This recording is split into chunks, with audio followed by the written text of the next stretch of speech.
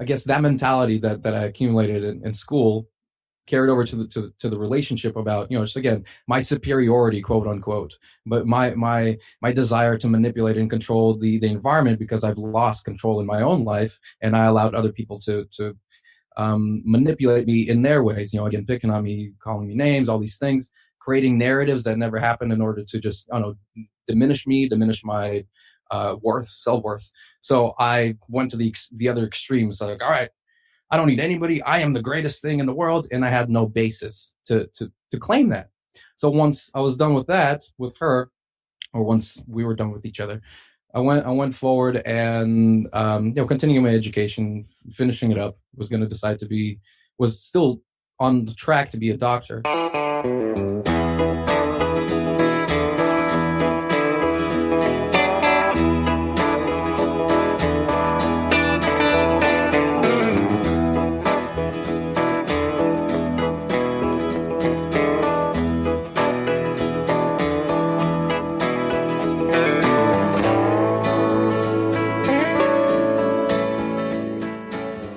Thanks for stopping by the Nowhere to Go But Up podcast. I'm the host of the show, Sean Dustin. If this is your first time listening, welcome. If you're returning, welcome back. It's good to have you with us today. There are a couple of ways that you can help support the show. One of which is, if you know somebody out there who would benefit from listening to this show or an episode in this show, send them over. I'd be happy to have them as listeners. Also, you can subscribe, rate, and review on your favorite podcast platform. And if I'm currently not available on the platform you listen to, send me an email and I will try to get added to it. I have merchandise available now, hoodies, t-shirts, mugs, and other items. This is another way you can help support the show, and the show will get a portion of the proceeds. You can find direct links to iTunes, Spotify, Stitcher, YouTube, merchandise, and anywhere else we are online at the bottom of the show notes. Go to the Linktree link, and that will take you to all the ways to connect to the show. So the last thing I have is the Facebook group challenge that I started yesterday, June 24th. You will have 30 days or 50 reviews. So the challenge is an iTunes subscribe, rate, and review challenge. And all of that instructions, everything else are going to be in my Facebook group. And to get there, you just go to the Linktree, go all the way down to the bottom, and the tab will be my Facebook group. Go ahead and click that, sign up, and go into the feed. And at the top will be pinned the instructions on what you need to do. And this will be for merchandise. There'll be 4 winners. 3 will be for merchandise, and the other one will be an interview with me. Anything you want. You got burning desires, you got something you want to talk about, that'll be the time to do it. And that will be and your show will jump my queue. So if you win that, it'll jump my queue and be put out immediately. And if you're somebody who's currently waiting for your episode to air, and you happen to win that, you'll jump everybody else as well. So, this is my first time doing it. So we'll see if it works out or not. We've got till July 24th, or 50 reviews. So hopefully you guys have fun doing it. Hopefully this is a good time. It's, like I said, something I'm just trying, and we'll see how it works out. My guest today is Andrey Psyche. Or you'll hear me fumble it in the beginning, in the beginning of the show too. And he's an interesting guy, very interesting dude. We had a pretty long conversation, and we talked about a lot of different things. He actually was a very good talker and talked way more than I did in this one, which is a good thing, because sometimes I really get tired of hearing myself talk. But anyways, without further ado, let's get to the show.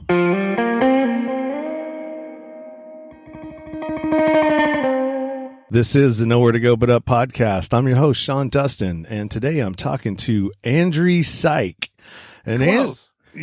What is it? Andrey Psyche. Oh, Andrey Psyche. All right. Sorry about that, brother. I'm horrible with names.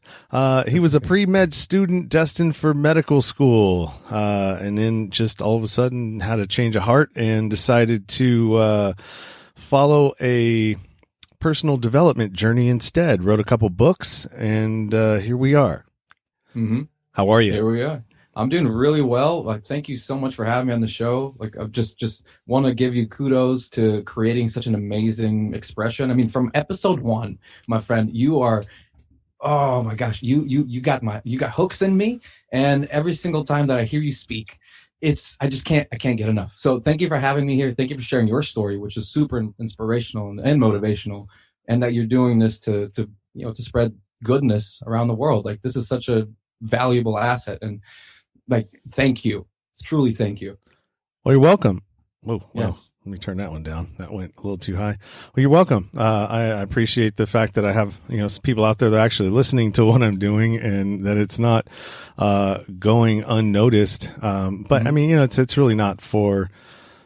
I put, like you said, I put it out there, and if somebody gets something out of it, cool. If I get to engage with them at some point, and either through my podcast group, or people reach out to whatever platform I'm on, it's always nice to get feedback for anything that you do in life, right?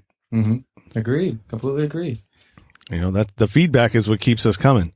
It's what keeps us engaged in doing what we're doing. That's why weight loss journeys tend to not work as well, because the feedback is in the progress, and if you're not doing it right, you're not making progress, and you just kind of give up because you're like, what's the point? Right? I hear that 100%. Oh. I think that there's a similar thing with just like exercising too. Just, you're trying to build muscle, or you're just trying to get healthy. And if you have a doctor next to you and they're like, yeah, you're doing this right, you're feeling this right, but if you don't know what you're doing, you might just think you're going through the motions and not seeing anything, even though there is progress happening. And it's easy to just walk away, because what am I doing, right? Yeah. Well, I could be doing this on the couch, right? Right. But that's why it works. That's why those, like, I'm sure you've seen like infomercials for like the butterfly, and you put a little vibration thing on your stomach to get 6-pack abs. That's why that sells, because people are like, oh, this is the same thing. I'm just going to put this on, eat a bucket of chicken, and watch TV, and have this magical ab machine make my belly jiggle, What about the shake weight? Remember that? Oh, at least that thing worked. Did you try the shake weight? I mean, yeah, it looks like you're jerking the guy off, which is fine. But like that, there's so much resistance. It doesn't matter if it looks like I'm jerking off a couple of guys. I'm getting results. All right, man.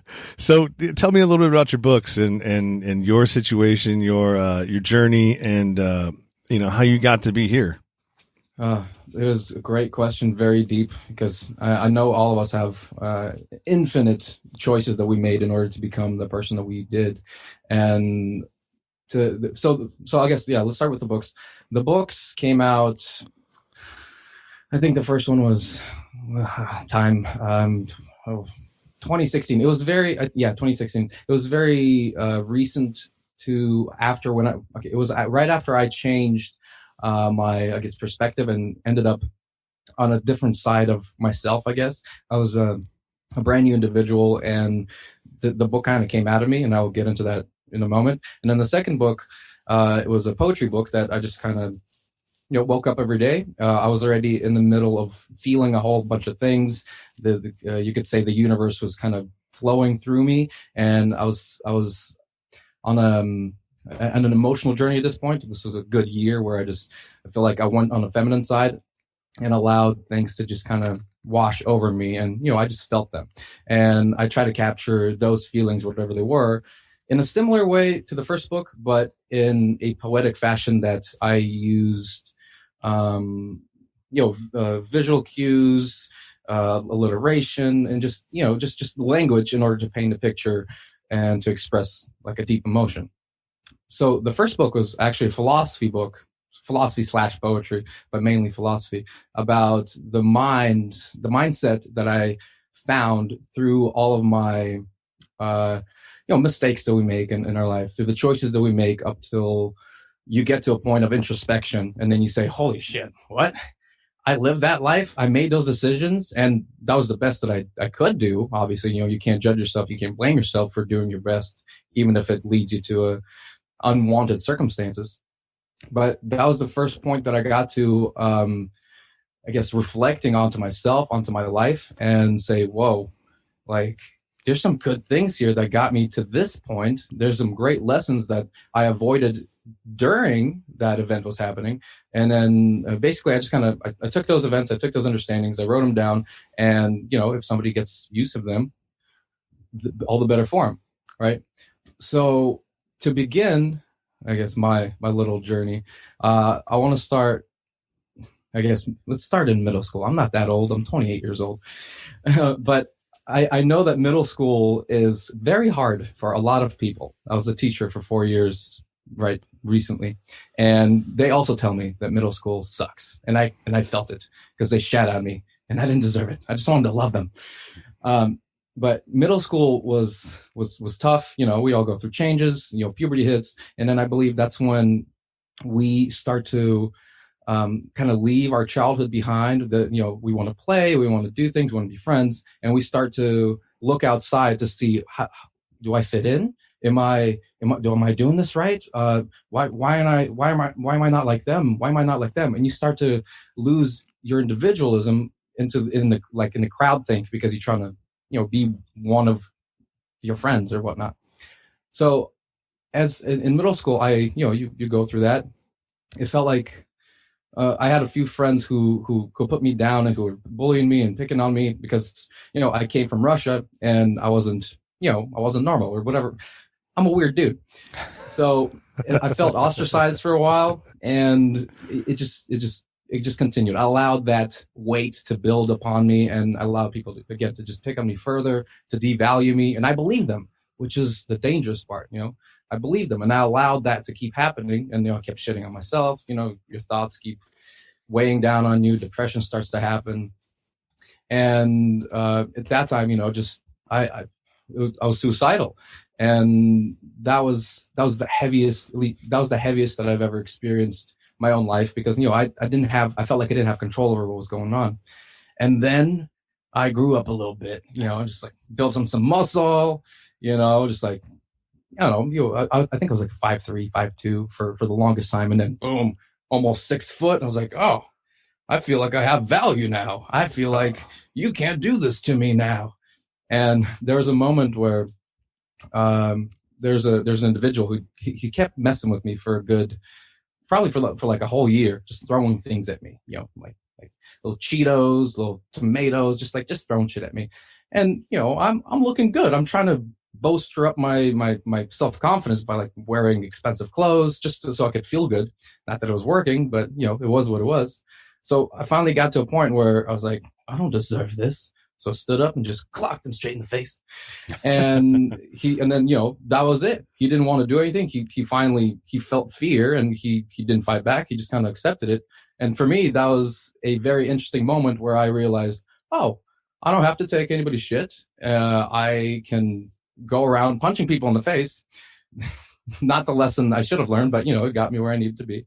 And then after that, I became a really douchey dude. Violence was the answer, and I was better than everybody, and it the script kind of flipped. Now I was on the side that would have been doing the damage and the picking on and the pain delivery, I guess, which I think we all need to experience the duality of life, being the victim, being the oppressor, so we can actually understand the situation for what it is. So while that was going on, I loved video games because it was an escape. You go into a universe and you get to express yourself, or you get to just play a character. And as I was doing that, my parents were saying, "Hey, why are you wasting your time on these video games? Don't you want to do something great with your life?" And I was like, I don't know, I'm a freaking kid. So they sold it to me. They said, you would be a great doctor. And I was like, I'm going to be a great doctor. Because you know how we get indoctrinated by the school and the parents, here's an idea, go with it, because we know better for you. And you're like, yeah, I guess, I'm just a kid, I don't know anything. So I was a good student. I learned well. I had a lot of understandings about how just to, I guess, accumulate knowledge. I I think because I sucked at interpersonal connections at that time and I couldn't connect. So I found something that I could understand, which, the answer was always in the book. Just read it, focus on whatever it's saying, download it, and then, oh, cool, I understand biology, I understand math, just keep getting new answers, keep putting yourself into a problem, solve it in whatever means you have. Here's an equation. So like knowledge came pretty easy to me. And I think that's how they sold me into medical school. So now I'm a douche. I like punching people. I feel like I'm better than people because I know a lot of things. And first girlfriend comes along. So, my gosh. She, what's the word? So she was already married and she had a boyfriend. And here's me sitting in the hot tub, be like, hey, how you doing? Not proud of myself. That's where my journey took me. And she was ready to get a divorce, and she ended up breaking up with the boyfriend to be with me. And oh boy, was that an interesting 4 years of our lives. It was my first relationship. She was an interesting human. Obviously, she was married at 18, or she married at 16 and was, trying to live her own life. So you did a couple guys a favor, right? By taking her off of their hands? I honestly, probably. I mean, she was great, right? I mean, the sex was awesome. She was pretty, she was crazy, and I'm a douchebag. So match made in heaven, The crazier they are, the better the sex usually is. Yes. Yes. Just an FYI out there for anybody listening. If the sex is good and the chick is crazy, that's not by coincidence. It's true. I mean, the first time we got it on, like, I'm this innocent boy that just likes punching people. And she's just like, oh, okay. And she just starts biting me and scratching me and like choking me. And I was like, is this normal? Like, I don't know. Is this what people do? I was like, all right, you keep doing it. I'm not going to question you. You keep doing it. So that was fun. She did introduce me to a lot of, to a new side of something that, I thought I knew a lot about, which is a constant theme in my life where up until that point, I know a lot and I know better than you. And, I'm this cocky asshole walking around. No wonder I got into fights.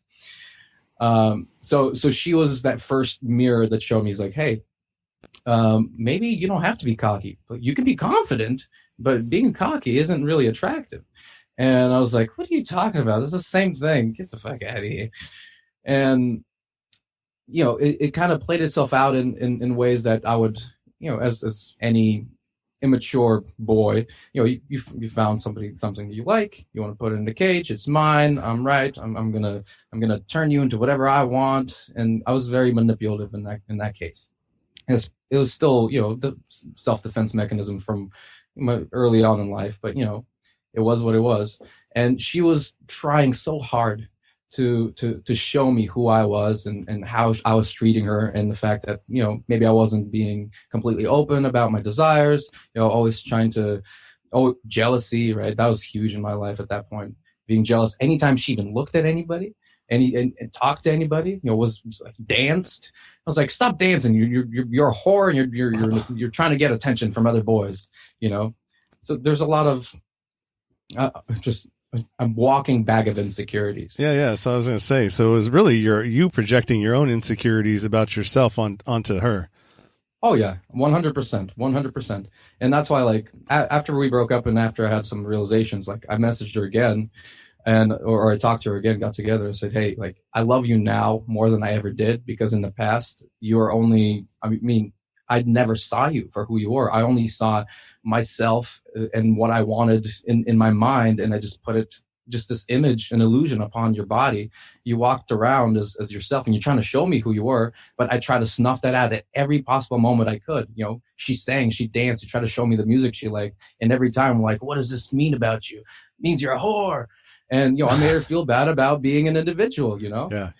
Which is so crazy, because now, like, everything she was doing, I'm doing that. I'm going out and dancing like a crazy person. I'm singing. I don't have a care in the world about what other people think, and that's what she was doing, and I hated it. So it's weird how I guess, again, we have to feel both sides of the coin to really understand the situation.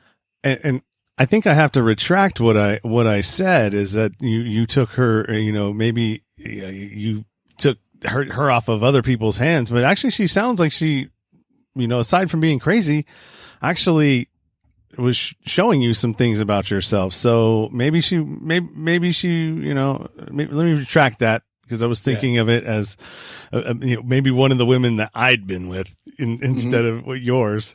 So sorry about that. Keep going. It's okay. Keep going. Yeah. No, of course. Like she might have been conscious about it, but not, who knows, right? But we were there in that relationship, and she was facing her own problems. She was sick. She had scoliosis, and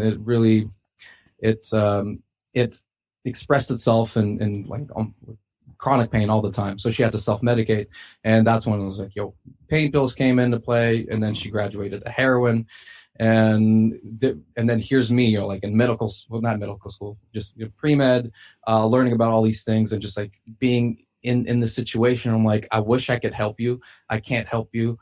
I want for you to live a better life than you were living, and I wanted more for her than she wanted for herself.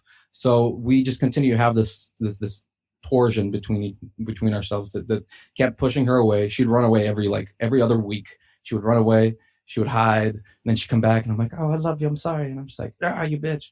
But I always took her back. She'd come with like a hickey, and then she'd just make up some story, and I'm just like, I know you cheated, but it's like, what am I gonna do? And I just played along with the insecurities that we both had. Oh, you little cheater, you, come here. Yeah. It was such an interesting time, I swear. The tangled webs we weave, my friend. Indeed. And so once that was set aside, and I kind of had a chance to kind of reflect on it years later, I finally understood the value that she provided for me. I think one of the last days, I don't know how we broke up finally, but I remember one of the last times we actually saw each other in a relationship. We came in and we had our talk again, just laying in bed, just like, so we can do this. Maybe we can do this. Oh, let's sleep on it. We go to sleep. I think it's maybe it was like April, like now, or February. It was a normal, let's call it March. I think that'll be fair enough. And we go to sleep at like 6 o'clock, wake up at like 7, like 3 feet of snow out of nowhere. And I wake up, I was like, this is weird. Are you tripped out by this? She's like, who gives a shit? So I feel like maybe that was a sign from the universe. Be like, all right, just, I don't know, clean this shit up. You're making a mess. Just move forward. Just stop this. You've broken up like 600 times already. Just leave each other alone. But so that, I guess that mentality that I accumulated in school carried over to the relationship about, just again, my superiority, quote unquote, but my desire to manipulate and control the environment, because I've lost control in my own life, and I allowed other people to manipulate me in their ways, again, picking on me, calling me names, all these things, creating narratives that never happened in order to just, diminish my self-worth. So I went to the other extreme. So like, all right, I don't need anybody. I am the greatest thing in the world. And I had no basis to claim that. So once I was done with that, with her, or once we were done with each other, I went forward and, continuing my education, finishing it up, was still on the track to be a doctor. And before that, I had another lady come find me. I've had 4 girlfriends in my life. This lady came and found me, or I found her, who knows. I actually told this story on the other Sean's podcast, Getting to Know You. It was a threesome story. Hilarious. I think we broke the internet with that one. But if anybody wants to hear that one, they should in greater detail. But so I found her, and she taught me gratitude. She also had a boyfriend, and here's me. You're like, oh, don't worry about that. You come hang out with Mr. Psyche. Yeah, I never steal anybody, but I just show up, and I was like, let me just love you, and if you want to be with me, that's cool too. I never tried to force their hand anyway. I just want to pet you.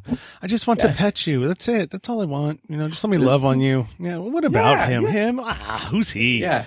We don't need to worry about him. You. That's exactly it. I'm glad I didn't piss up anybody too crazy, because like now, there's crazy people out there, and I understand that, but that's okay. It's a learning curve all the way through. But I met her, and then she started spending some time with me, and she did this weird fucking thing. She kept thanking me for everything. I was like, what, are you fucking weird? And she's like, thank you for bringing me tea. I was like, why are you thanking me? She's like, thank you for bringing me a blanket. What the hell is wrong with you? Shut up. And then she explained to me, he's like, oh, it's called gratitude. I was like, gratitude? What is this stupid thing?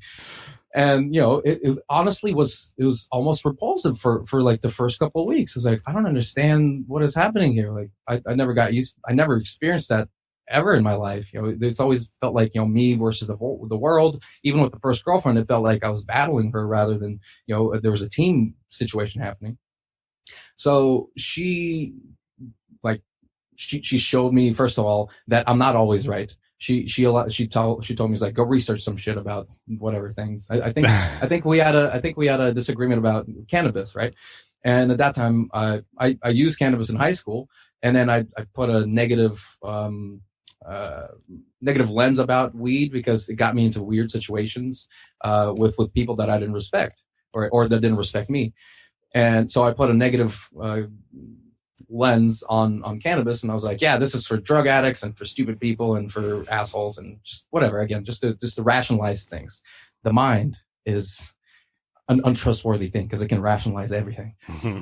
But she's like, hey, dude, I do it, and it makes me feel better. It makes me feel closer to God, or whatever she says. And there's a bunch of health benefits, and it's scientifically proven. Like, you sitting here, you're all this smart guy, but you don't even know the science behind it. So I was like, fine. With this almost angst in my heart, is like, I'll prove you.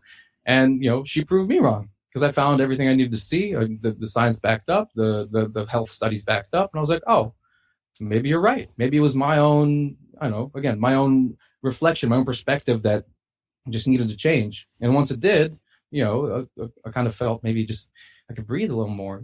I wasn't this all-knowing person. There was room for growth. There was always room for growth. And then she taught me just gratitude, and then I started mirroring that with her, and I was like, oh, gratitude is nice. Like, beforehand, my friend lived next door to me, and I thought he owed me his time. I was like, you're my best friend. Hang out with me. What the fuck is wrong with you? And now I was like, oh, gratitude. I can be grateful for even seeing him for one moment, for like 10 seconds out of his day, because he's got his own life, he's got his own priorities. I'm not the center of his attention. I'm not the center of his life. I'm just just because we're friends doesn't mean we owe each other anything. So I was like, oh my gosh, like there's this freedom that exists that I don't have to manipulate or even extort or just emotionally abuse people in that sense. I could just see how things work out and just be grateful that it worked out, and then just move on. And I'm sure it'll come. And if it doesn't, I had that moment and I can be thankful for it. And again, I could almost breathe more. So that was the moment where I was like, all right, I worked with a doctor for about a year. I finished my undergraduate, and I thought, this is, I was having qualms about going to become a doctor. I was like, do I really want to do this? Is this my choice? Did I think this through? But I came to a point saying, you know what, who am I to turn down this one opportunity to become a doctor? The dude that I was working for the whole year, he saw great potential in me, and within 2 weeks of me working for him, he says, Andrey, you're smart, you're talented, you're capable, like, you're hardworking. You tell me when. I will call my people at some whatever med school he went to in New York, and I'll get you in. Like, you don't even have to worry about nothing. I was like, oh, okay, cool, you jet stock, but let me think about this. So I took a year to think about it, and I got to a point where I was like, yeah, who am I to deny this? This is amazing. I'm going to do this. So I said goodbye to my friend. I said goodbye to all my friends. And I was driving to my parents' house to tell them, I was like, hey, I think I'm going to finally do this. And this was like a 7-minute drive that I was just kind of, just driving in silence. And I almost had this epiphany. This kind of hit me. It was like, that allowed me to fast forward life and say, okay, I'll go to med school. 12 years later, I'm a doctor. I can come back. I can do whatever I want, start my own practice if I wanted to. And at that time, my little sister, who was, I think, 5 or 6 at the time, she's 18. My mom's in her 60s. My dad's in his 60s, 70s. My brother is, in his 40s. Like, I've missed the entirety of their lives. The people who I claim to care for so much, the people who I love so much, I missed the entirety of their lives, and I missed the opportunity to be an influence in their lives, the way, how they change, if I can help them or not. And in that moment, the biggest thing that really changed my mind was my sister. I would have missed her middle school years, where I felt the greatest amount of torture and pain. And her dad passed away right around that time too. So I knew she wouldn't have a role model to look up to, or to ask for guidance. And I thought, like, if I leave, who's to say that she's not going to go through the same hell I did? And I don't want anybody to go through that. Like that's why I was teaching too, in middle school and high school. I wanted to make sure that they were felt and seen and understood that, yeah, shit's hard, but just ride it out. You'll be fine. So 7 minutes later, right, this little drive, after saying goodbye to everybody, I come up to my parents, or to my mom, and I was like, hey, I'm going to quit my job. I'm going to leave my apartment, and I'm come help you with your business, because I love you guys more than I wanted, pride or money or whatever it was about the doctor thing. And kind of slowly just kind of transitioned into just whatever it was. I kind of left anything I had behind, any sort of backup plan, anything and everything. And I said, okay, whatever this is, I'm going to follow this. I want to be with my family, and I want to be present with them. So I started working for a company, which was a custom manufacturing business. And it was the first time in my life that I actually made something with my hands, used some sort of knowledge that I had to actually create something, rather than being some etheric badge that I wore to make myself feel better than other people. Oh, you look at you with your car. I know biology. I know chemistry. I'm better than you. That was my thought process for a long time. So that's the first moment that I took this knowledge, and I was like, oh, I can learn how to program something on the computer, have it talk to a CNC router, and cut something out. That's cool. That's like an extension of my body. What am I, a robot? And then I started creating things, and I had this moment just of clarity, maybe a month or two into it, where I started to really focus on the body. It's kind of starting applying the lessons I learned from biology, like how the mind works, how the brain works, how the body works, what kind of food I intake, because my dietary choices were horrible, even though I was a med student, right?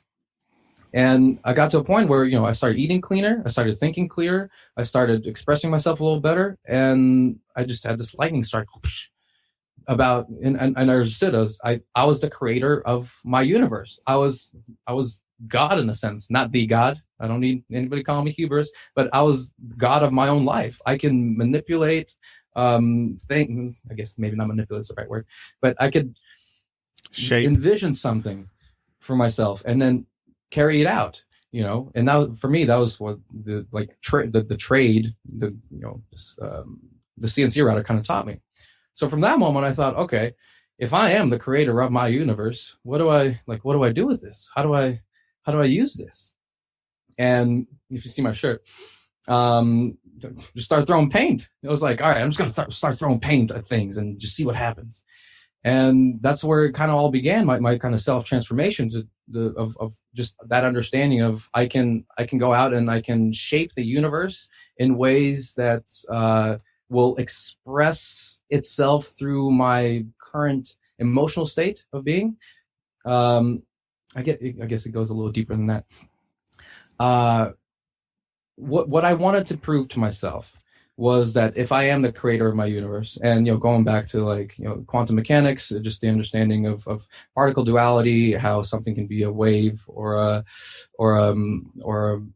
particle, and the job of the observer, which is us, you and I, the consciousness, if they're observing how something is occurring, it changes shapes, and if you're not observing, it's in its infinite form. So it's a wave collapses into a singularity if a conscious being is observing it.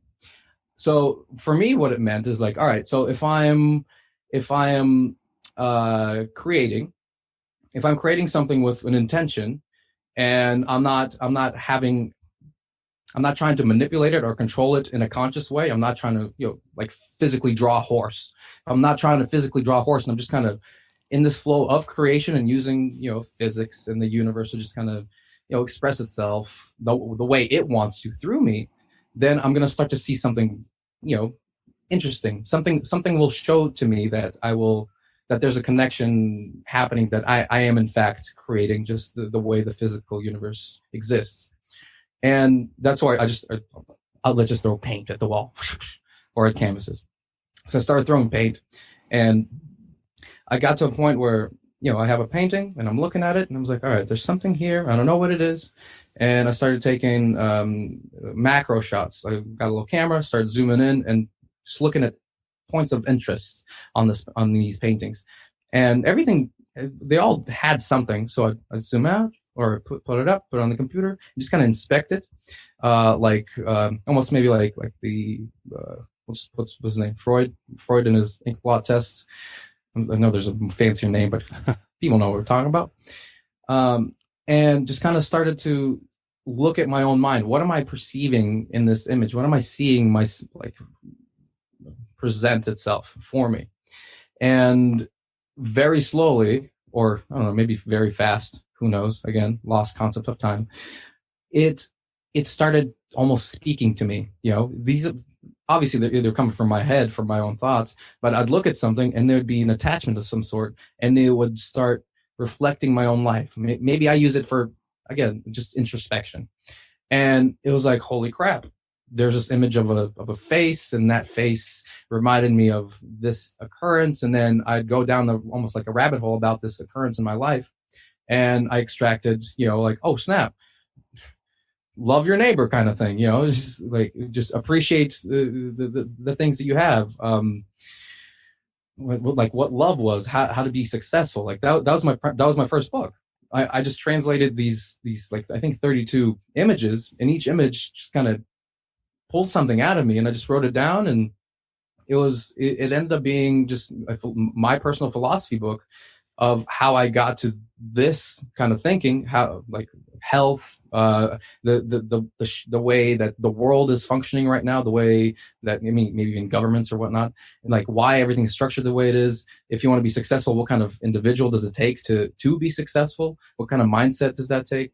There's a chapter on love, like what love really is actually, like how to be in a successful relationship, like what two individuals would need to think like or be like in order to create something that's maybe long lasting, or at least valuable to each individual in their own growth journey, right? And I don't remember other things. There's a bunch of things that just came out, and I was like, whoa, this is cool. So published it, obviously, self-published it. Very easy to do, by the way. If you ever want to do a book, let me know. Like, through Amazon is the easiest thing to do it with. If you need help, like, literally call me. I'll walk you through it. Not that you probably need it. You're a smart man. Well, my problem is the motivation in actually getting it done.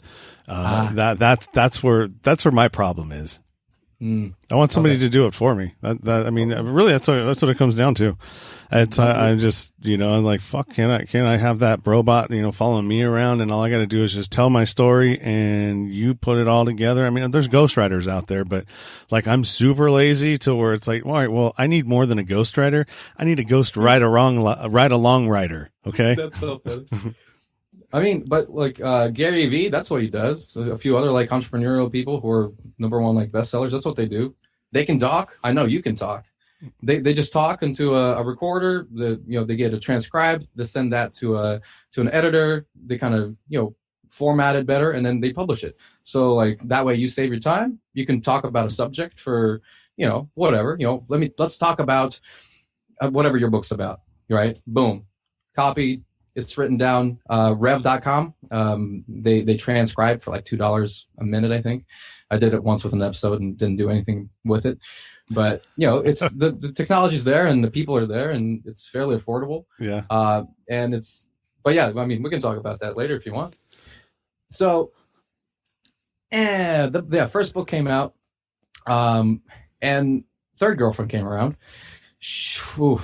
Beautiful individual. I love her so much. Women are magical creatures. I don't know if people are paying attention, but they're some of the most incredible individuals on this planet. Even if they're bitchy, even if they're crazy, whatever, they have such potential to show a man just where he is, who he is, how he is. If you're paying attention, if you're there, like that friction between two individuals, just or a romantic interest. I'm sure it works fine if you're gay or lesbian or anything like that, or anything in between. There's a lot of options nowadays. I'm sure it works if you allow somebody close to you in that way. But a woman can show you your own soul, and if you're strong enough to take it, dude, like the possibilities are endless. But if not, we'll just continue doing the same thing until we get it, which is fine too. Pain is pain, suffering is suffering, until you say, hey, I don't want to suffer anymore. Let's move on to something better.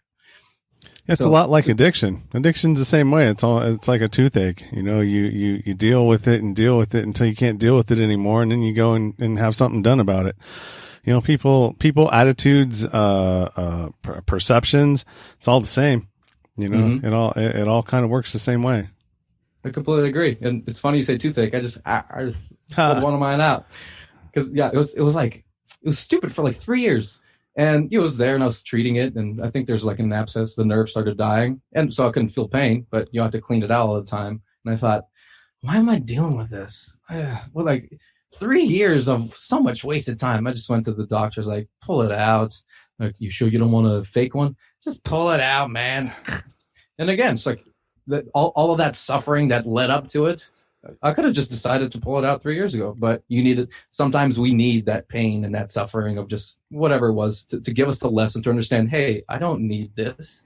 It's much easier if I just do it, I don't know, the right way the first time. But, we don't always have the clarity or the opportunity until we suffer, which is why I am a firm believer to not take suffering away from people, because suffering is...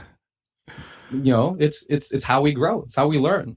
I will try my best to walk people through, I don't know, the better, not, I don't want to say better, the road of least resistance. I'm happy to explain it to people, but if people choose to go down their own route where there will be suffering, and I know this, I've learned that I have no power over that. Again, first girlfriend, she went down the road of heroin and all that stuff. And I try to save her, and I only cause myself suffering. So now I just hold people in the space of love, appreciation, say, hey, I see what you're doing. It's okay. If you need to experience this, you need to experience this in order for your own personal growth. I'm here for you. I love you. And if you ever come, if you ever need me for guidance or support or anything like that, like, I'm here. And it's not, it's just a good way to maintain your own individuality, give other people the freedom to be their own individuals, to make their own choices, and I don't know, just still be in an envelope of love, I guess. Yeah. Well, so there are a lot of different levels to change. You may be at a beginning level where you decide where, I need to change something about myself. I don't like something. You notice something about you that you're not happy with, you're not comfortable with, you're doing things, that don't serve you in any way, or anybody else in that matter as well. And so that's your first, acceptance, accepting the fact that, hey, I'm not perfect. I've got some growing to do. And in being in the space where you're able to even receive, anything from anybody, cause it's one, people all the time are giving you inclinations and clues about things. But if we're not ready to receive it, or not even open to receiving it, it's just, a lot of times it's just, it's just, you're not available for that. And once you become available for that, life starts to change for people, when you open yourself up to, hey, I'm not perfect. I've got flaws. I've got things that I do that I don't like. I've got ways that I treat people that aren't okay. And, once you get into that space of realizing that, like you said, you're not the smartest guy in the world. You know, there's other things to life than just being smart. There's a lot of nuance to life that intelligence doesn't cover, you know? Yeah, I've known some pretty smart, dumb people. Yeah. Seriously, you know, and it's like, and I've said it to him before. I said, dude, you're the smartest dumb motherfucker I've ever met. And a lot of it has to do with the fact that sometimes you can be so intelligent that you have no common sense whatsoever. There's your life is not linear, or maybe it is linear. One of the two. It's like you see things only in one way, and you don't see the nuance to things, the emotional intelligence that it takes to be a person that is, you know, whatever it is I'm trying to say. I'm sure you understand. I understand. And I think that's exactly it. Like, we are being taught, and it's very focused in our education system from just public school, private school, and university to focus on the intelligent quotient, right? The IQ, the masculine side of the brain, right? Rather than kind of combining both the emotional intelligence and intelligent intelligence. I'm smart right now. Common sense intelligence. Yes. And it's that biggest thing. And it's like you said, you know, some smartest dumb people. Like right now I'm in a place where, you know what, I would rather have a world full of dumb people who are kind-hearted and emotionally intelligent and just want the best for their friends, for their family, for strangers even, than a whole bunch of smart people running around saying, I can make the iPhone 73.4 and then just like shit on people and steal their money and, you know, kind of waste the resources of this planet that we all live in just for what? To brag that we're cooler or more interesting or whatever it may be, you know? There always needs to be a balance. And for me, I think that was the biggest thing that I was trying to learn throughout this entire process was like, how do I balance this? You know, what is balance? And it since I spent so much time on the masculine side, you know, I walked around again, just getting into fights, abusing, having sex, all these things that society tells you need to do, you know, and kind of just shutting down my feminine side. You know, I thought dancing was like almost a sin. You know, don't dance. People will look down on you. Singing, expressing yourself, like everything that I am now, I once thought that it was a waste of time. It had no value for me or for society, for anybody else. And it was worthless. And now, I mean, something to be afraid of even. Now, did you, so, I mean, obviously now you dance and you sing and you do all these things, but were you doing that before, but just not in front of people? That is a good question. I can remember, and you know, like again, that time frame, I remember myself just like dancing. I remember one moment of dancing. I was dancing in front of a mirror, just kind of moving, you know, just moving to music. And I was like, oh, this is interesting. And then I heard something creak behind me, like somebody was walking in or something. I was like, oh no. And I ran away and I hid. And honestly, I don't remember any other time where I expressed that. So I do believe that there was an inkling of that inside of me, and I was repressing it for whatever reasons, maybe being judged, maybe just afraid of showing my true colors. But even at that time, I wouldn't have been conscious enough to even understand what was going on. So it was definitely there. And then I packed it up with so much weight and anger and almost disgust that it disappeared for a long time. That when it did finally come out, which was this third girlfriend, she, like, you know, I started chatting with her, talking to her. She kind of came to me out of nowhere.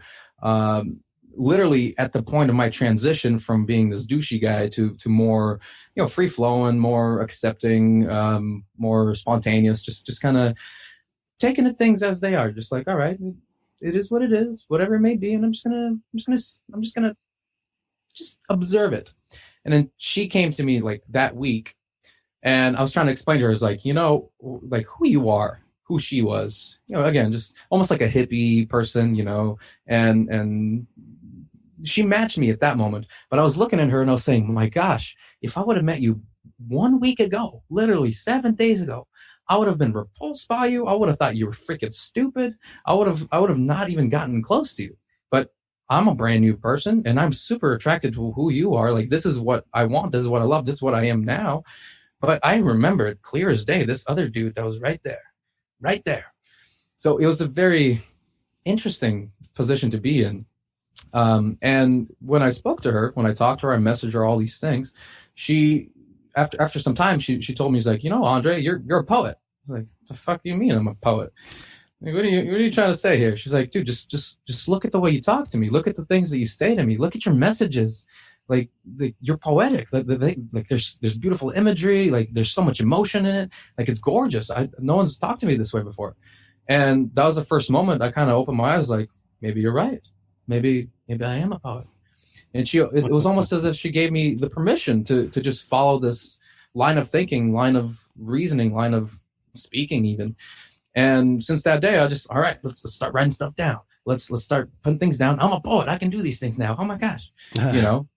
It always seems like, we still kind of look for maybe approval from the outside world, or even just a possibility of something existing before we can identify it within ourselves, so we can track it down, pin it down, and use it in any sort of way. It felt like it was invisible in my life, completely invisible. And let's see. So number 3, she taught you how to. So I'm seeing a pattern here. That you learn a lot through your relationships with females. It felt like that was the only way I could at that time. So was there mommy issues? Maybe daddy issues. I don't know. No, just checking. Yeah, definitely like abandonment issues. I felt like I had that growing up. When we moved here from Russia to America in 2002, dad left. He couldn't handle it. He was kind of dragging the family down. So he left, and it was me, my brother, my mom, and she was working like 3 jobs. So I definitely felt like abandonment issues, mommy issues, maybe. I don't know. Yeah, well, just that makes sense. I mean, yeah.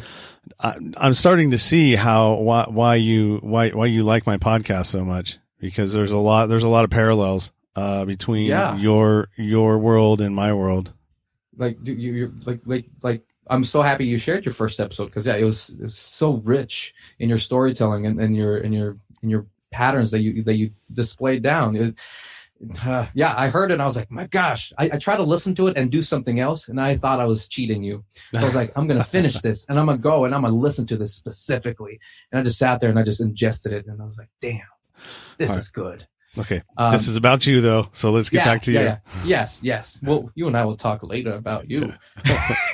But so third girlfriend, her and I are stuck in this place of freedom almost. Like, one of the first things I told her was like, I have been the manipulator in my past relationships. I have been the one to try to, bog you down and to lock you in a cage. I don't want to do that to you. I want to offer you the freedom. Like, I want you to be here because you want to choose me. I want you to be here because you find value in our interaction, in the love that we share with each other. I want you to feel like, if you wanted to leave tomorrow, you can tell me. You can say, hey, I don't think it's working out. I have other ideas about where I want to go, where I want to be. And I want you to feel safe telling me that, because I'm not going to try to stop you. I'm not going to try to convince you otherwise. I feel like you know what you want, and I want to help you become your best self. So that was like, for me, again, I felt like a level up there. I was like, oh my gosh, I feel like my wings are starting to spread or something. Because I even told her, I was like, you want the sky? You fucking got the sky. It's yours.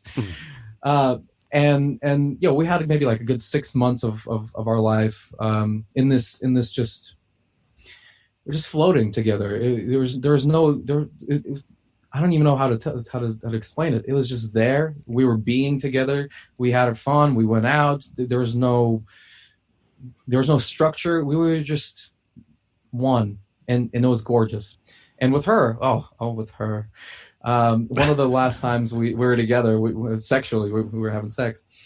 I had this epiphany, like, to what sex was, just this merging of two souls into one.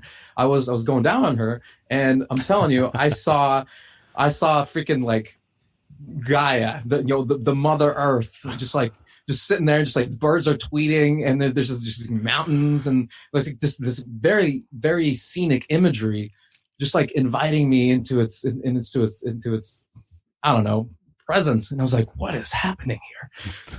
Came out, I was like, that was epic.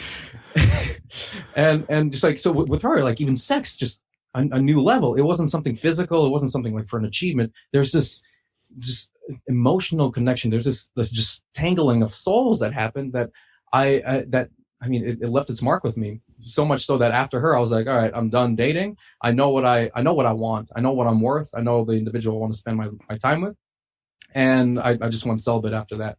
I decided to take the skills and the ideas and the talents that she revealed to me that I had, and just double down on them. So that's why I started painting. I wrote my first book.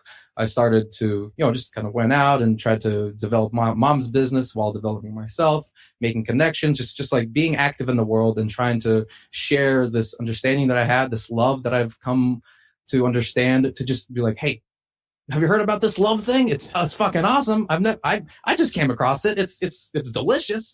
Have you seen this before? So I just started sharing it with people, and not everybody receptive, but there's a lot of people who who gravitated toward me, and they found value, and they looked at me like I was crazy in a good way, and I was like, yeah, this is awesome. And sometime doing that, expanding myself and creating whatever else I was creating, the last lady came around, and I was helping an individual teach a welding class. I support trade school with my entire being. I think people should learn how to freaking build something, weld something, work on a car. I think everybody should be able to, just be a sovereign individual and get shit done if they need shit done. And I think trade schools are important to do that. So I was helping one of my friends. He was a welding teacher at a community college. He's like, come on, Andrey, you'll make some things. You'll help me teach the kids, blah, blah, blah, blah. I was like, all right, cool. So we were making stuff, and we're in one room, and there's another room where more students are. And I'm looking out the window, and sparks are flying because there's a beautiful woman just standing there. And it's like, ooh, I haven't felt this way in, probably like 2 or 3 years now. And beautiful woman came across, and nothing stuck. Like, there was no interest in there. I'd be like, you're beautiful. You're a piece of art. I love you. But nothing touched my heart, I guess. Nothing strummed my heartstrings. And then there's this individual. I was like, whoa, what is different about this one? So I went and talked to her, and we ended up, I don't know, maybe like going on a date or something, and in the following day or two or whatnot. And it was beautiful. And again, I wanted to offer her like just pure, unadulterated love. I was like, listen, I have this thing. I want to give this to you. And she's like, that would be really nice, because my past relationship, they just wanted me for sex, and I don't want to do that. Like, I want to connect. And I was like, you got it, girl. I'll give it to you. And honestly, I think that was my, this relationship only lasted like 2 weeks, because it was the first time that we got together, and I think I put too much pressure on myself, or I don't know what happened, but I felt like I betrayed myself at the end. Because, again, she didn't want sex. She didn't want anything physical. I like physical stuff, even though I was celibate.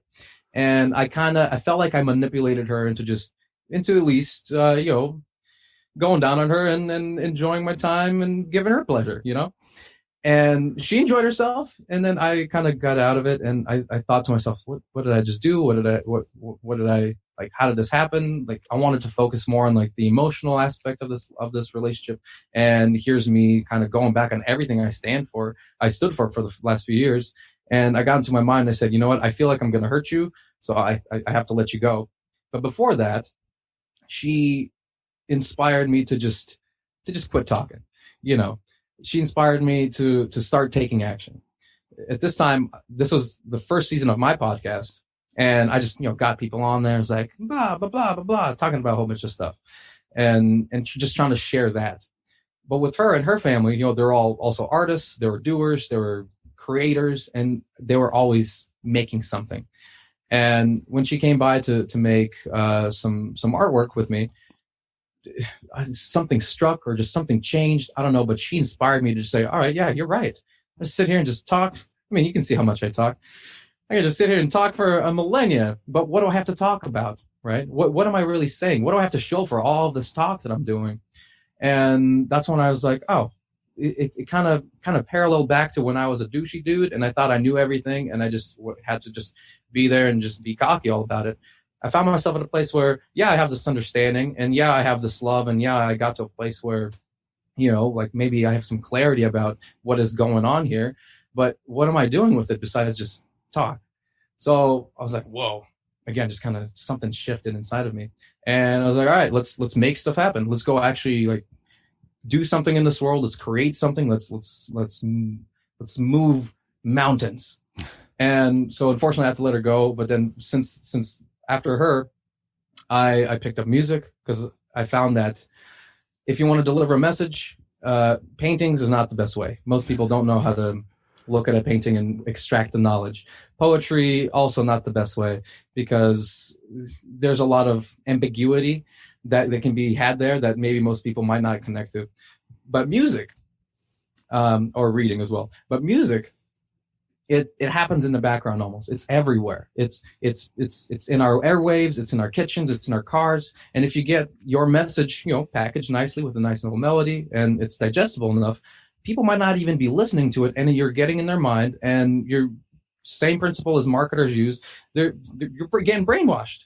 So if I'm going to brainwash you, let's put some a beautiful message in there, right? Let's say, hey, love each other, appreciate each other, look inside of yourself, find who you are, and like be that. Don't look outside and try to conform to what other people want you to be. Find out who you are, find out what you love, find out what you want, and then start following that direction. So I was like, all right, I'm going to make music. So I started making music and really just dove into that. And oh my gosh, music is magical. I love music. Guitar is my favorite. She changed my life, like truly. She made me look at myself in a different way. And again, just allowed me the opportunity to go out and connect with a community of similar individuals. Up until this point, I felt like I was, again, alone. It's like I stumble onto something great and nobody else knows about this. And I was like, what is going on? And to a point, it was true, because I didn't see anybody. I didn't see this reflected anywhere. I didn't see anybody mimicking this. I felt like I was all alone.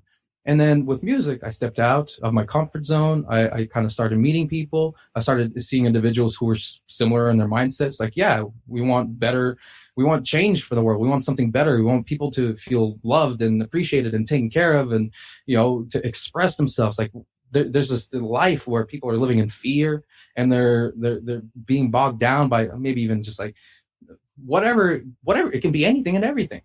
And we're here to offer like solace and the catharsis and a way to just express that, to just relieve their pain to a point of, maybe they can finally reach out and just kind of crawl out of whatever hole they find themselves in. And music turned out to be that tool. Since that day, I just been putting everything I could into the guitar, just expression and reaching out.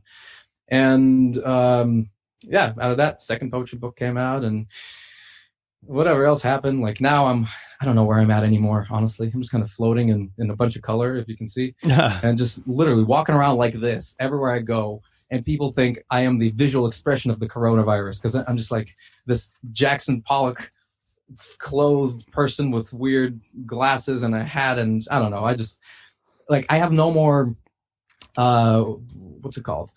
I don't know, obstacles. Like anytime I go out into the world, I don't seek for approval from anybody anymore. Like that's why I took learning into my own hands. Like life started to be my girlfriend, and she started teaching me about how to become a better person, how to look at yourself in a different way, how to introspect, in order to grow. Which again, for me, it's music, art, expression. I could find my reflection in that. I could find my growth and my intentions in my art, in my creations. So now when I go outside, I'll dance in Safeway, and I'll touch things, and people are like, why you gotta make a scene? I was like, I'm not making a scene. I'm just living life. I went to a biker bar, literally a biker bar, a bunch of people with beards and tattoos and bikes and whatever they are. And I just danced and frolicked around that place. I was singing, "Can you feel the love tonight?" into their faces, and I was caressing people, and they loved it. And they came up to me afterwards. They're like, "Bro, I respect you so much. Like the thing you just did here just now was amazing." I danced for like 4 hours there and made like half the bar became my friend, because I'm just there being myself, loving them, appreciating them, and we kind of had a little dance party. It wasn't huge, but like 10 people started dancing here and there. So it's like I've let go of anything that maybe society wants from me or thinks they want from me, and just started showing up as myself. Started showing up as an individual who just wants to ease, I don't know, the atmosphere. Who wants to just see people for who they are, and give them the opportunity to be heard, to be loved, to be appreciated. And you know what? Like, here, I'm cool with that. I don't know what the next step's going to be, but this is really nice. I'm really enjoying this. And, I'd like to see where this goes. I think that's a whole story right there. All right. Well, you know what? That is a story. That's for sure. One thing I gotta say, so you had the one girlfriend that taught you about marijuana and how that was good. Did you ever finally partake in it? So I partook in cannabis again in high school. I enjoyed it. It got me into trouble. Then when she came around, I was like, all right, let's do this. And then I smoked with her from time to time, and it gave me a completely different understanding of what it was. So my understanding of what cannabis is now, psychologically speaking, it shows you your insecurities. It shows you your deepest thoughts, right? And it shows you the projections that you make, and maybe even the connection that is deeper than what we perceive. I'm gonna say it sober. I'll say it that way. But I think cannabis is a very dear friend, and it is a medicine that allows you to look at yourself from a different perspective, that allows you to make a different decision. Like, it shows you where you are, and it says, okay, so this is where you are. You want to feel however you want to feel about it. That's why paranoia used to be a very common feeling for me in the beginning, because I thought, oh my gosh, these people know about the things that I am. Which, if you're not comfortable with that, yeah, you're going to feel paranoid if people know your deepest, darkest secrets.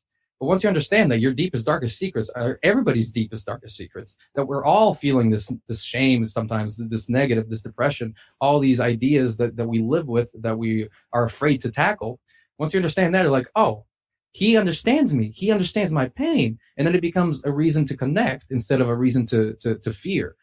So cannabis now, which when I was a teacher for 4 years, I also put it down because the kids would always ask me, hey, Mr. Psyche, look at all your clothes. You must do drugs all the time. I was like, wrong. I don't do drugs at all. I don't even drink. I'm the straight edge, crazy person you'll ever meet. Like, life is my drug.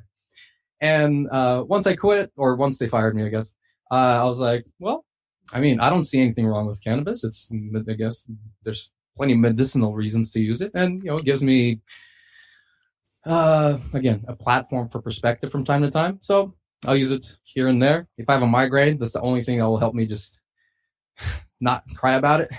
I was like, all right, I'll take that. And again, it just gives me a new perspective about where I am and where I could be, how I could be better.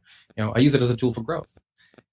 Beautiful. It's a great tool. I consume on a regular basis. To me, it's like I take edibles, and I don't like smoking because I have there's lung issues that run in my family, and so I quit smoking, and so I don't mess with any of that stuff anymore. I don't like the smell of it when it's burnt, even. True. So. But yeah, I mean, for me, it's I microdose it and it's more of like like somebody would take Zoloft or Prozac. It gives me a feeling of well-being. I don't get high. I don't get trashed. It's just it just puts me on a mellow trajectory and allows me to just kind of go through life, and examine, and instead of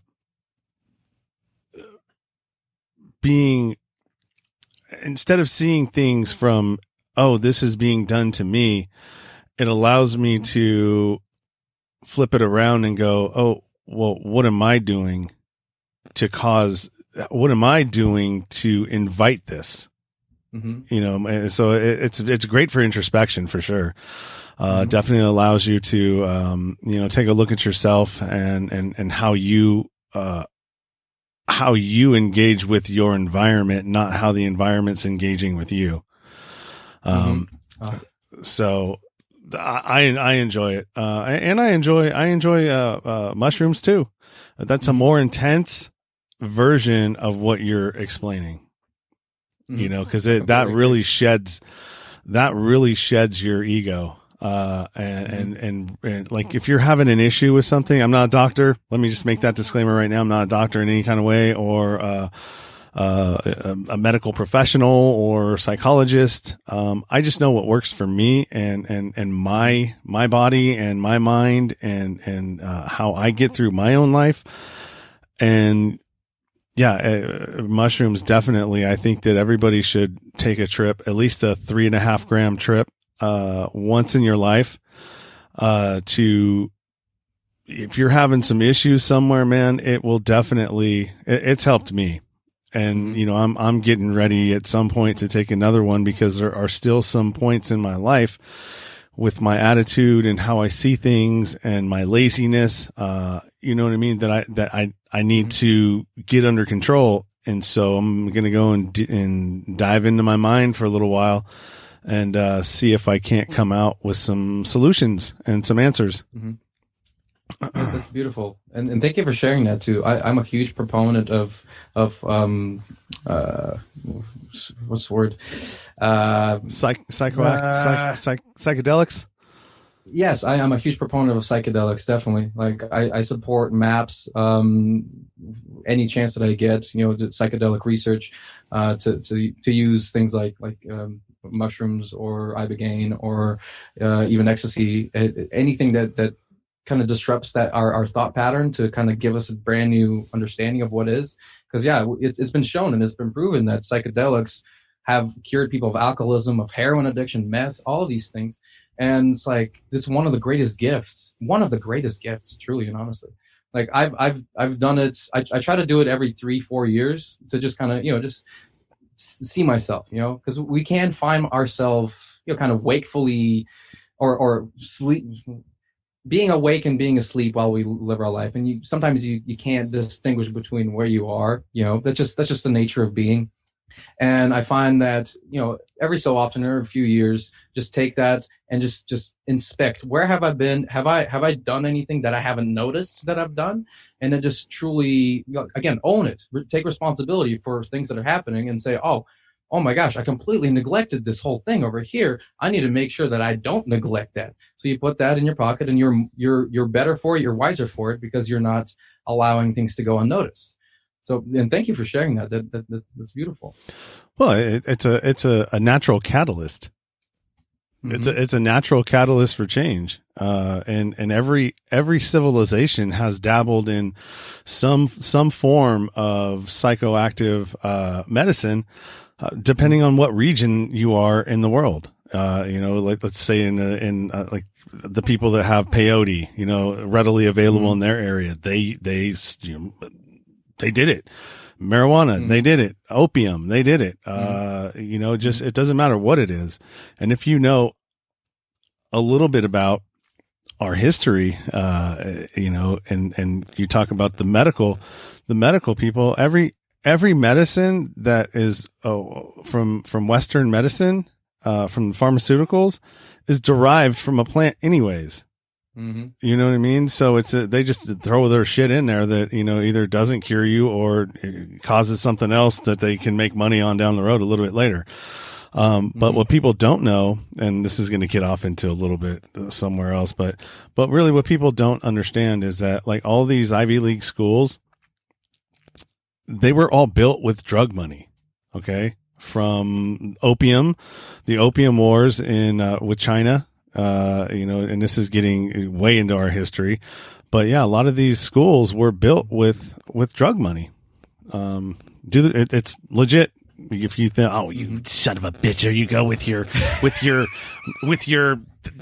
conspiracies, you know, go Google that shit, you know, exactly. You know, it's real.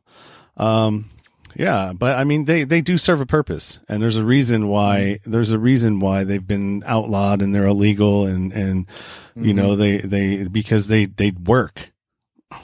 They do work. They make you think for yourself, you know. Yeah. And again, I think we need to instill a sort of, like, you know, growing up ritual like they do in so many cultures, and I think ours should be, hey, here's 4 grams of Benzes. Go eat that.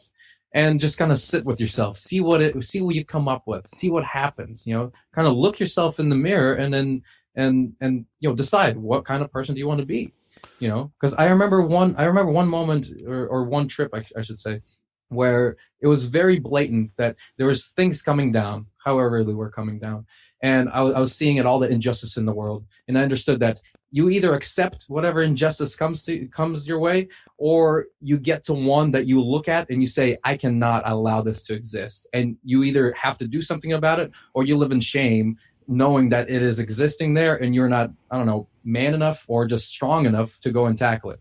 And if you're not, then you build yourself up in order to go and fight this battle or this injustice. And it's still something that resonates with me every single day. It's like, yeah, there's stuff out in the world. If you can accept it, great. If you can change it, yeah, there's already a saying about it. If you accept what you can't change what you can't accept. Yeah. Which is deep. Yeah. I agree with that. There's just, I don't know. I think we're in a funny space right now. As society, our situations, or we're all being forced to take a look at ourselves. And I don't know if that was the plan from the people that are running everything, or moving everything. I don't know. I know that the internet didn't they weren't expecting that.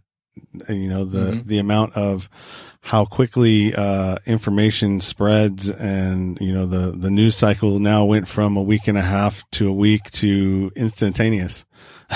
There's no hiding anymore. Anything. Exactly. So yeah, hopefully it helps us. I don't know.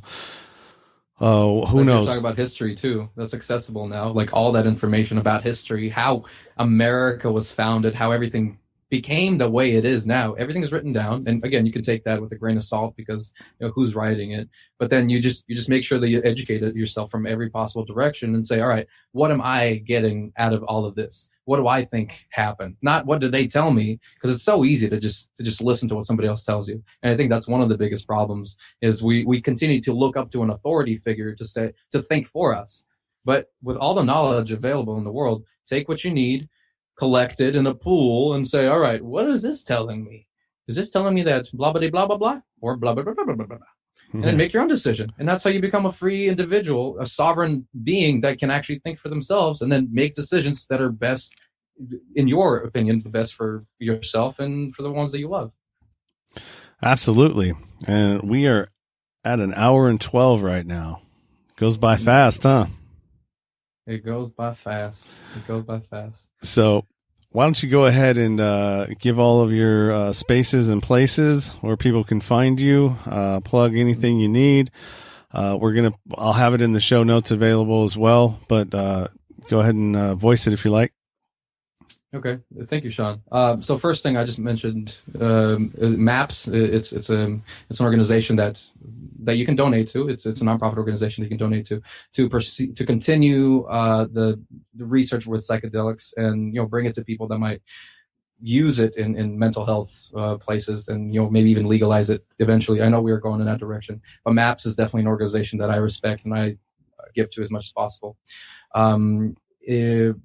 For myself, if you're interested in either of those books that I mentioned earlier, first one is called Expedition of the Psyche, Diamond Edition, because I republished it, because the first time the publishers I chose sucked, and then when I published it myself, it's great. So do it yourself, guys. And then the other book is Space Between the Crest and Shadows. You can find a lot about me on just andreypsyche.com. It's the hub of my brain, my creativity, my music, my podcasts, my freelance skills, my art. Like literally everything is on there. And if you want to reach out to me personally, you can email me. My contact information is there. I welcome friends. I welcome guests. I welcome anybody who might think that they could need my help or want to just collaborate on something interesting. I welcome connectivity and unity. So please reach out if you feel like we would get along or make something awesome. And stay lovely, people. I love you guys. Right on, brother. Yeah, and also, are you a part of my Facebook group, the podcast Facebook group? I don't know. No, if I'm not, please do add. Yeah, I'll see. And if not, just if you go to the show notes in any of my recent podcast in my recent podcasts, go to the link tree, and then it'll take you. The bottom of the link tree will be my Facebook group. So all my places and spaces and places are on that link tree. It's really made it a lot easier for me to have to. I just shoot that out there. Like, all right, if you want to find me somewhere, there it is.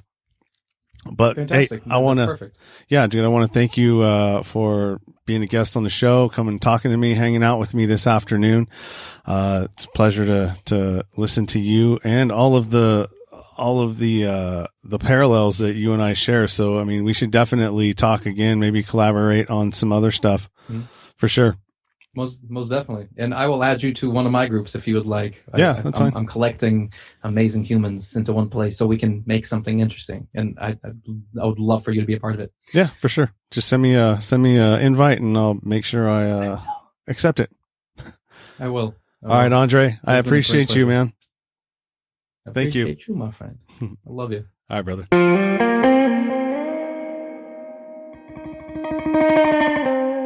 Thank you for listening to the show. And thank you to Andre, man.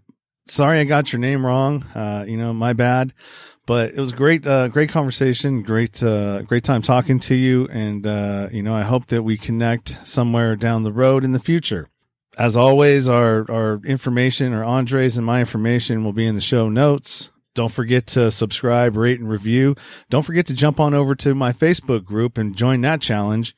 We got, some good prizes, some good swag, t-shirts, hoodies, that's, and they're actually pretty good. I bought some myself. And so just to see what the quality is, and they're not bad.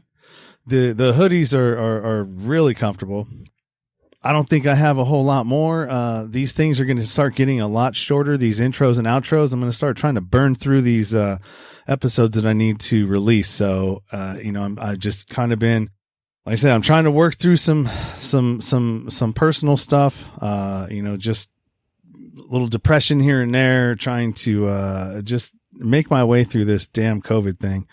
I know it's a real thing, but it's very difficult, man. I can see how people are getting depressed and how people are starting to, kind of deteriorate a little bit, if it wasn't for Zoom and doing these episodes and connecting with so many people on social media, I don't know, man. I would probably go crazy. But anyways, and not to trigger anybody by saying crazy, but I mean, I'd probably, be having some more problems than I am. But I'm trying to work through it, trying to get, just navigate my way through this and, try to figure out, where do we go from here? Lot of problems, not many solutions. So yeah, I think that's all I got. So until next time, keep it 100, stay true to yourself. Everything else is just noise.